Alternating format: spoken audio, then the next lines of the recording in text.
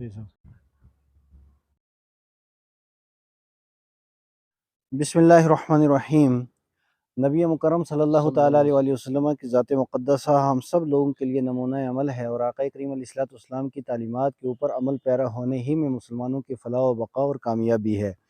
اس وقت ہم اہل سنت و جماعت کی مرکزی درسگاہ جامعہ انوار العلوم کے اندر حاضر ہیں، اور کل جہاں رحمت عالم کانفرنس جس پنڈال کے اندر ہونے جا رہی ہے، وہیں پہ اس وقت ہم یہ اپنی پوری جماعت کے ساتھ جماعت اہل سنت کے معزز اور محترم اور مکرم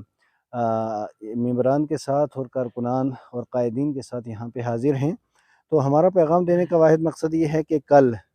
بروز ہفتہ 4 مارچ کو مرکز اہل سنت جامعہ انوار العلوم کے زیر اہتمام اور جماعت اہل سنت کی نگرانی کے اندر عظیم الشان رحمت عالم کانفرنس منعقد ہو رہی ہے، جس میں ملک و ملت کے مقتدر علماء اسلام، ہمارے قائدین اور مقررین خطبہ اسلام یہاں پہ آئیں گے، اور منتخب عناوین کے اوپر ان کے مدلل بیان ہوں گے،